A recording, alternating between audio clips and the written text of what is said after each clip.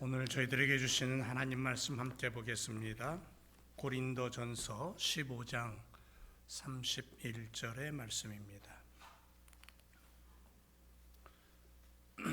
고린도전서 15장 31절 함께 말씀을 목소리를 맞춰서 읽고 하나님 앞에 영광 올려드리길 원합니다. 다 같이 시작. 형제들아, 내가 그리스도 예수 우리 주 안에서 가진 바 너희에 대한 나의 자랑을 두고 단언하노니 나는 날마다 죽노라. 아멘. 우리 다시 한번 인사할까요? 주님의 이름으로 반갑습니다. 함께 예배드리며 얼마나 감사한지 모르겠습니다. 오늘 말씀의 핵심은 변화입니다. 변화된 자의 노래. 노래하는 인생이 되자라는 말씀인데요. 주차장 공사를 하는 모습을 보니까 참 멋졌어요. 지난 한 주간 이렇게 새롭게 그 주차장 파인 부분들을 다 걷어내고, 그리고는 아스팔트 사다가 깔고 두드리고 하는 그러한 모습들을 얼마나 그 모습을 보면서 흡족했는지, 막 비지땀을 뻘뻘 흘리면서도 참 그렇게 최선을 다하는 모습을 보게 됩니다. 아이들 놀이터 옆에 지금 멋진 텐트가 하나 이제 지금 뼈대만 세워졌지만 이제 바닥에 세면을 치고 이제 그 틀을 잡고 있는 중인데요. 그것이 완성되면 또 아주 멋진 그러한 공간이 될 것 같습니다. 부엌에서 이 더운 날 여름에 뜨거운 불을 켜놓고는 음식을 하는 그러면서 부엌에 들어가면 막 온통 막 열기로 가득한 그러한 우리 형편에 이제 바깥에서 그런 그 뜨거운 큰 음식은 좀 할 수 있어서 그것도 감사하고요. 이러한 모습들 우리가 바라볼 때에 우리 주님은 얼마나 기쁘실까. 비록 전 세계로 놓고 봤을 때는 뭐 점 하나 정도의 교회일까요? 작은 교회이지만 이렇게 아름다운 모습으로 서로를 바라보고 함께하는 교회를 섬기는 모습에 하나님이 기뻐하실 줄로 믿습니다. 남녀전도의 모든 성도님들 감사를 드리고요.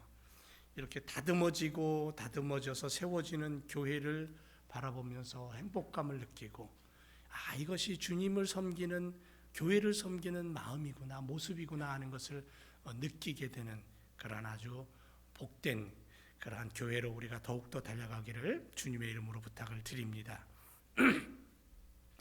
지난 시간에 부담감에 대해서 좀 말씀을 드렸죠.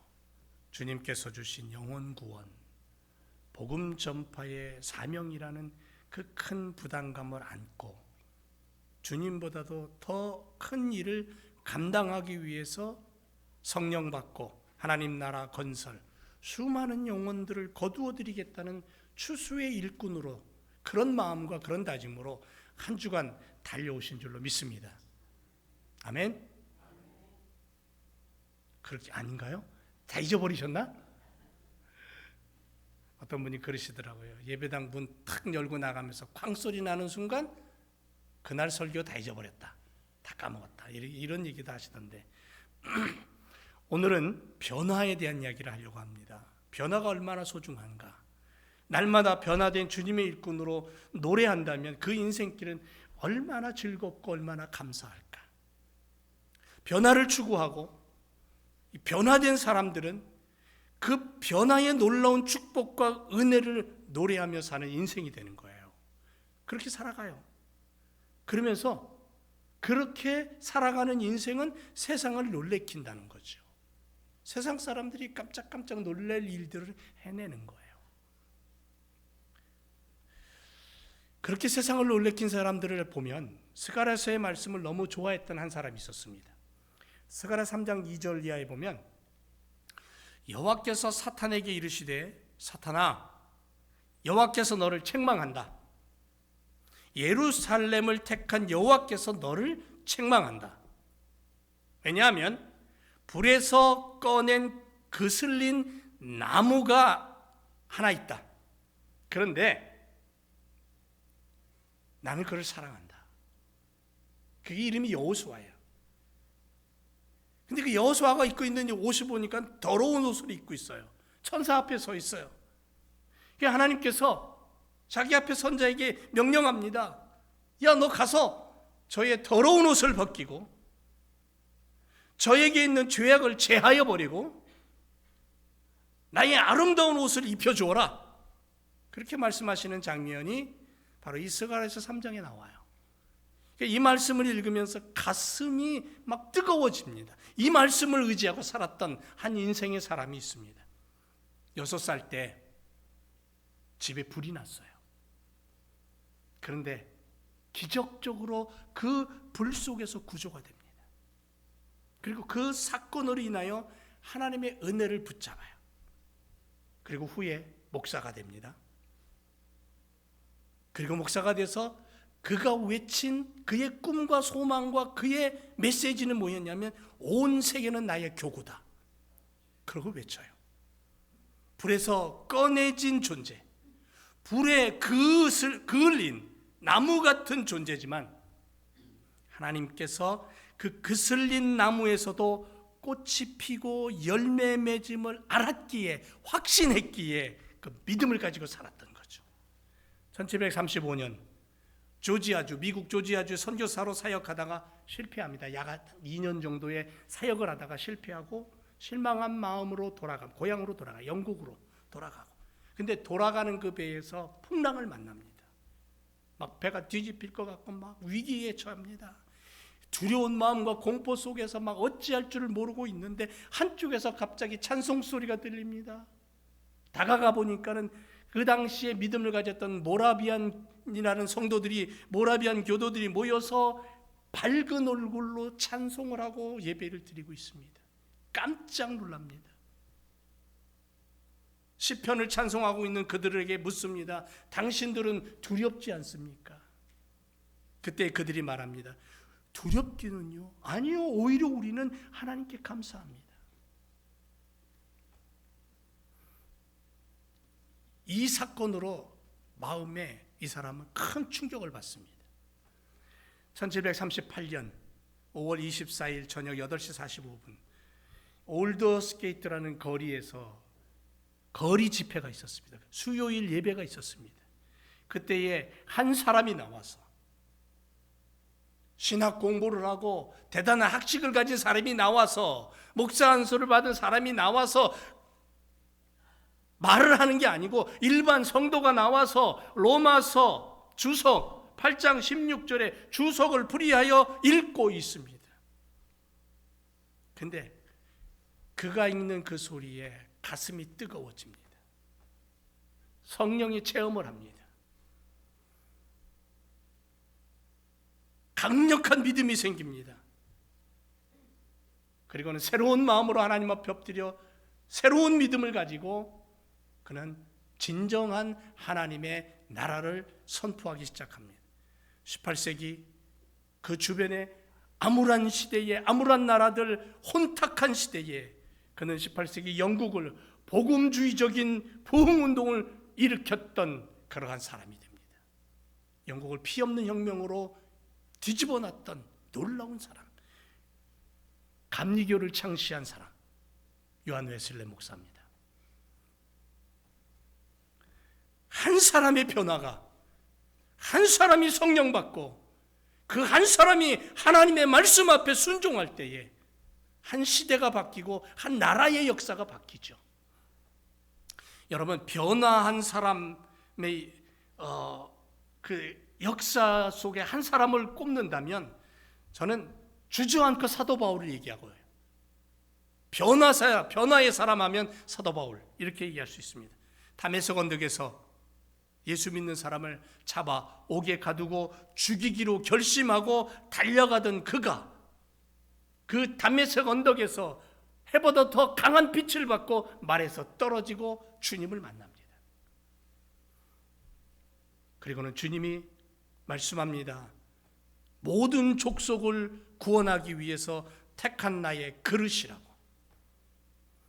오직 예수님께 잡힌 바 된 그것을 잡으려고 쫓아가는 삶으로 바뀌어버립니다. 사도 바울은 오늘 우리가 읽은 이 본문 고린도전서 15장에서 뭘 얘기하냐면요, 부활을 얘기합니다. 부활의 주님을 얘기하고 있어요. 부활이라는 게 뭐예요? 죽었다가 다시 살아나는 걸 부활이라고 그러죠. 근데 부활의 신앙이란 어떤 단어가 떠오르냐면 세례라는 단어가 떠올라요. 세례, 물속에 들어갔다가 나오는 의식, 행위인데 이게 그것만 의미하는 게 아니에요. 자기의 옛사람이 죽고 예수님과 함께 자기의 옛 본성이 죽고 예수님의 생명, 하나님의 말씀으로 다시 거듭나서 새 사람 되어 태어난다는 의미가 세례 속에 있어요. 사도 바울 한 사람의 변화가 아시아와 유럽의 놀라운 복음의 역사를 이루었잖아요. 바울은 주님과 함께 성령 하나님의 인도하심을 따라 주님보다 더 크고 놀라운 복음 사역을 감당한 일꾼이었어요. 사랑하는 제일교회 성도 여러분, 주님보다 더욱 큰 일들을 이뤄내기 위해 달려간다면 우리는 지구촌의 수많은 영혼들을 건져내고 하나님의 나라를 선포하게 될 줄로 믿습니다. 그런데 우리가 주님의 영혼 구원 사역을 위해 온 열방을 향하여 큰 일, 거룩한 하나님 나라의 일을 이루기 위해 정말로 필요한 게 뭐냐면 그건 바로 죽는 거예요. 오늘 본문의 사도 바울은 부활을 얘기하면서 뭘 얘기하냐면 부활을 얘기하면서 나는 날마다 죽는다라고 고백합니다. 왜 이토록 날마다 죽어야 하느냐? 왜 날마다 죽는다고 고백했을까? 여러분, 하나님 나라를 전파하고 하나님의 집을 세운다는 것이 얼마나 힘들고 어려운가를 알았던 바울이에요. 바울 자신이 살아있었다면 뛰어난 학문을 가지고 있었고 뛰어난 머리를 가지고 있었고 율법에 능통했고 구약 성경에 능통했던 학자였고 당시에 가장 최고의 학문, 그 뛰어난 사람 밑에서 공부를 했고 그 누구에게도 뒤지지 않는 그러한 집안과 모든 것들을 갖춘 그였기에 그가 그 자신이 살아있었다면 결국 바울을 통해 십자가는 보이지 않았을 것이고 바울을 통해 부활은 어디론가 사라져버렸을 거예요. 결국 주님의 교회를 올바로 세우지 못했다라는 거예요. 끊임없이 핍박을 받고 돌에 맞고 거죽대기에 뚫뚫 말려서 버림을 받고 감옥에 갇히고 수 없는 멸시와 천대를 받으면서도 그는 자기 자신을 날마다 내려놨어요. 자기의 본성, 자기의 욕심, 자기의 자존심을 날마다 내려놓은 그 자리에, 비워진 그 자리에 주님으로 채웠다는 거예요. 십자가로 채웠고 부활로 채웠다는 거예요. 그랬기에 그는 주님이 택한 그릇의 사명을 감당할 수 있었고 주님은 유대 땅을 벗어나지 못했지만 바울은 아시아와 유럽을 다니며 수많은 교회를 세우고 수많은 영혼들을 건져내는 복음의 역사를 이루었다라는 거죠. 예수님은 우리에게 정확하게 이렇게 말씀합니다. 요한복음 12장 24절에 내가 진실로 진실로 너희에게 이르노니 한 알의 밀이 땅에 떨어져 죽지 아니하면 한 알 그대로 있고 죽으면 많은 열매를 맺는다라고. 죽어야 열매를 맺는다는 사실을 말씀하시는 거예요. 예수님의 말씀에 의하면 한 알의 밀알이 땅에 떨어져 죽어야 비로소 열매를 맺는다. 가만히 그 말씀을 묵상해 보면 정말로 잘못된 얘기 같아요. 역설적인 말씀을 하고 있어요. 여러분, 세상이 원하는, 우리가 살고 있는 세상이 원하는 가치는 뭐냐면 살아남는 거예요. 살아남아야 뭘 하지. 살아남아야 혼일을 도모할 수 있지 않겠습니까? 그래서 살아남기 위해 무슨 일을 해요? 살아남기 위해서 어떻게든 살아남아라 외치면서 어떻게든 살아남기 위해서 수단과 방법을 가리지 말아라. 무슨 방법이든 무슨 수단이든 다 동원해라. 살아남기 위해서.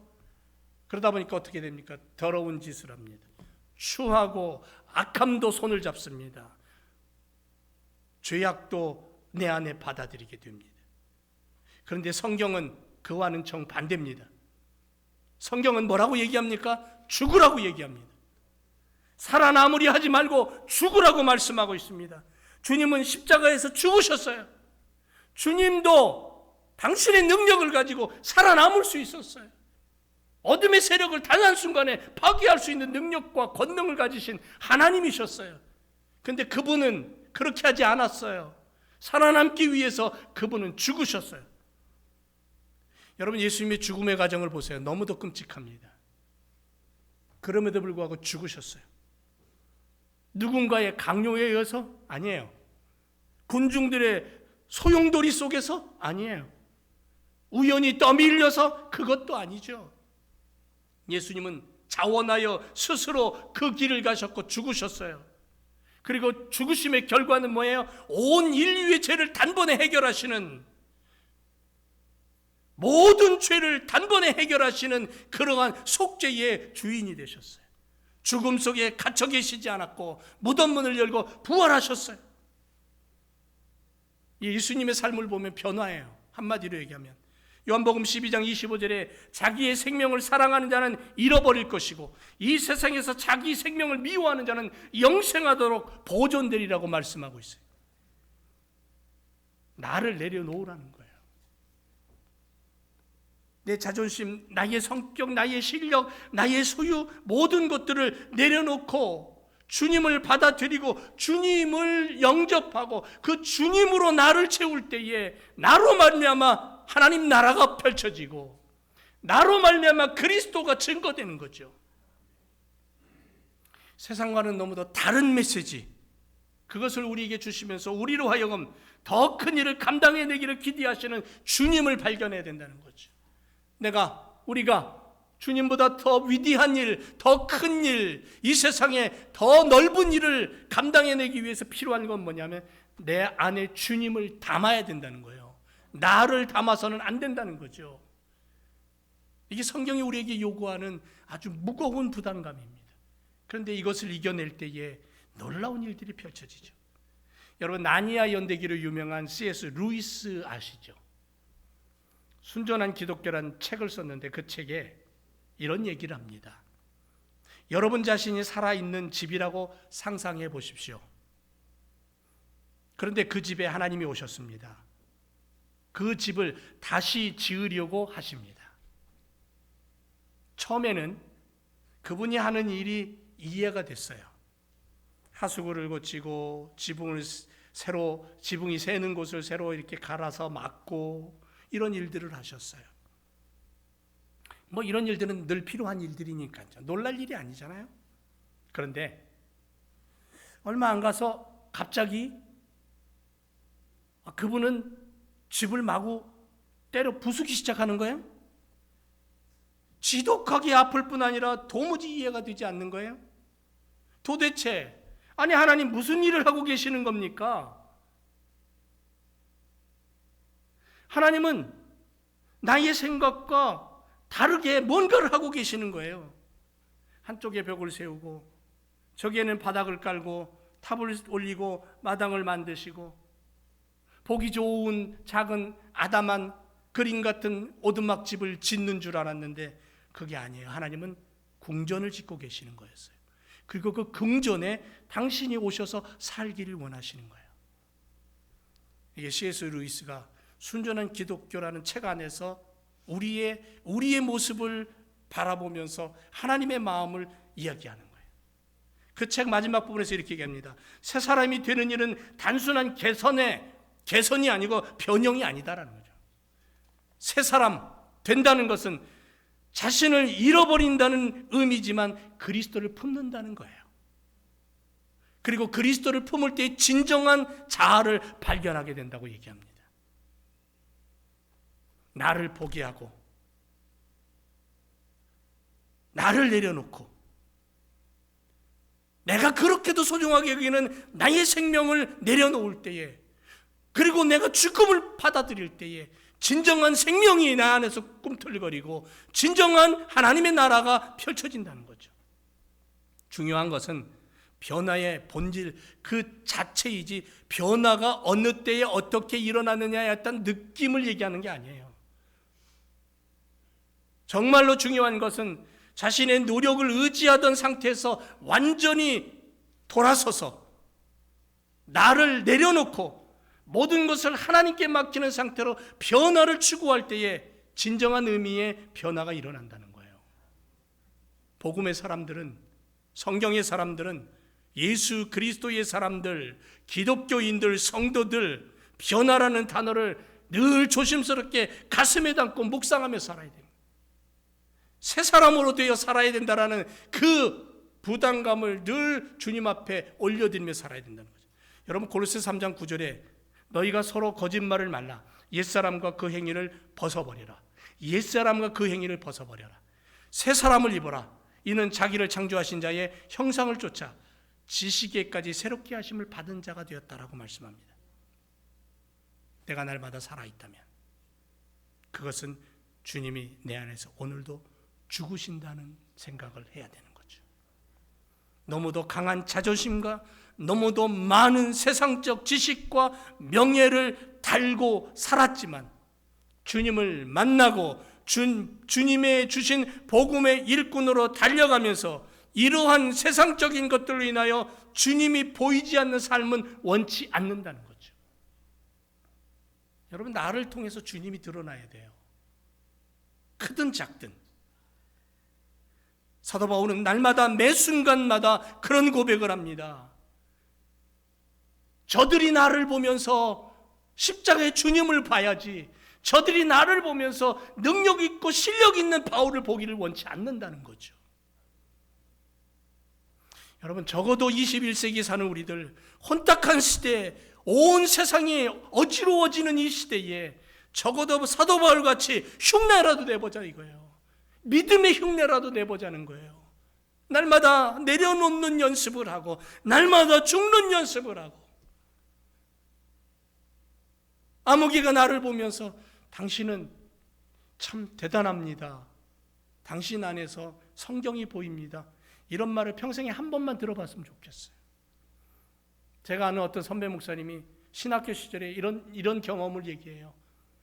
신학교 길을 쭉 올라가는 한 10분의 언덕을 올라가야지 학교 강당이 나오는데, 올라가고 있는데 한참을 올라가고 있는데 저 뒤에서 선배님하고 부르더래요. 후배가 돌아보고는 반갑게 인사를 하고 어서 와 그랬더니 이 후배가 하는 얘기예요. 선배님, 뒤에서 선배님을 한참을 쫓아봤는데 예수님 모습 같아요.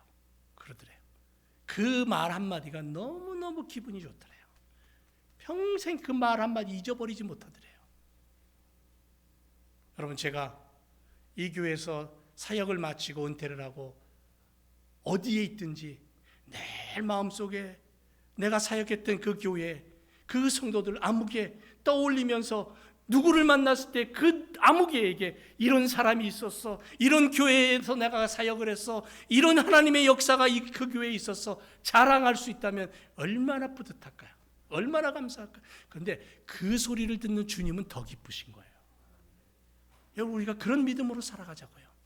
사도 바울이 나는 날마다 죽는다는 그 고백을 내 가슴에 담고 흉내라도 내보자는 거예요.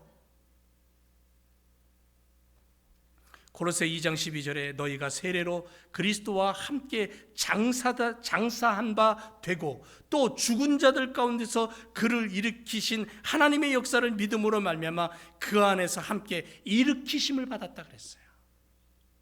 죽음으로 끝나는 게 아니에요. 그리스도와 함께 죽고 그리스도와 함께 살고, 그래서 하나님의 자녀로 다시 태어나 새 생명을 가진 삶을 살아갈 때에 그 삶은 진정한 변화된 삶이고, 그 변화된 삶은 하나님을 향하여 세상 앞에서 당당하게 노래하는 삶이 되는 거예요. 목소리를 잘 내고 멋지고 의미 맞는 그런 노래를 얘기하는 게 아니에요. 나의 인생의 삶이 노래예요. 나의 인생의 삶이 흥겨운 춤이에요. 사도 바울은 예수님을 알고 난 후에 자신이 사는 이유에 대해서 분명하게 얘기하잖아요. 내가 사는 이유가 뭐냐? 갈라디아서 2장 20절에 내가 그리스도와 함께 십자가에 못 박혔다. 그런즉 이제 내가 사는 것은 내가 산 게 아니야.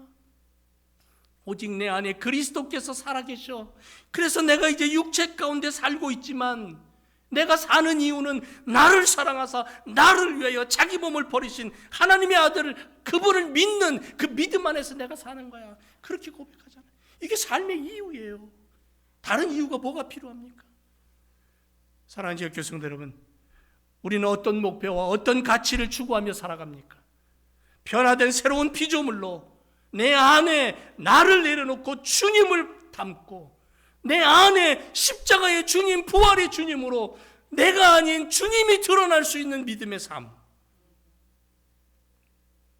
바나바와 바울이 복음의 일꾼으로 살았을 때 교회를 세우고, 바울이 디모데를 택해서 디모데를 바꾸어 위대한 믿음의 일꾼으로 만든 것처럼, 에바보라 디도가 그랬고, 브리스길라와 아굴라 부부가 그랬고, 베베가 그랬고, 마가가 그랬듯이 21세기에 하나님의 일꾼으로 나를 내려놓고 나는 날마다 죽는다고 주님 앞에 고백하며 주님을 내 안에 자꾸 채우고 채워서 나로 하여금 교회가 보이고, 여러분, 나로 하여금 예수님이 보이고, 나로 하여금 성경이 보이고, 나로 하여금 섬김과 사랑이 보일 수 있는 그러한 변화의 일꾼으로 이 땅을 살아가면서 노래할 때에 나의 삶의 노래가 수많은 사람들, 수많은 우리의 자녀들, 수많은 나의 이웃들에게 그리스도가 무엇인가를 증거하는 믿음의 삶이 될 줄로 믿습니다.